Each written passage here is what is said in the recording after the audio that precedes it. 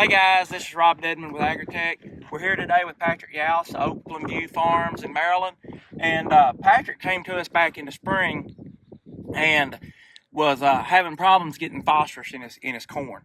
And here at Oakland View, they're a large dairy, and they use a lot of dairy manure. So, you know, they are harvesting a lot of corn.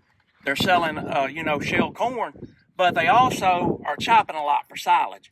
And their needs is where a lot of guys out there, they're selling this corn, and they need to have a market.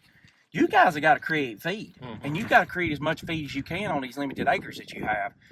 But so what we did was we used NutriCharge on the in furrow, and then at 3.2 ounces, and then we did some NutriCharge release on some acres at a half pound per acre to help try to free up some of this phosphorus and stuff he's got from all this manure.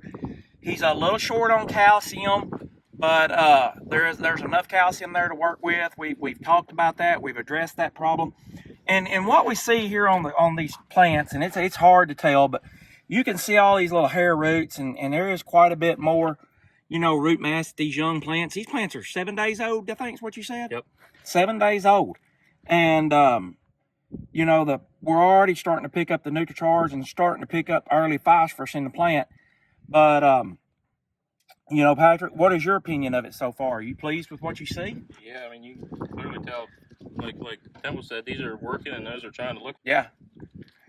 But, what's your opinion of NutriCharge? You think it's something you're going to have to look at some more? Yeah, keep using it. Keep using it. It's phosphorus problems, and use dairy manure or any kind of manure. I think people would be using it. Oh, yeah. Yeah, I agree with you. So, guys, there you have it. If you got phosphorus problems, you using manures and stuff like that, you ought to be using it. That's straight from the farmer here.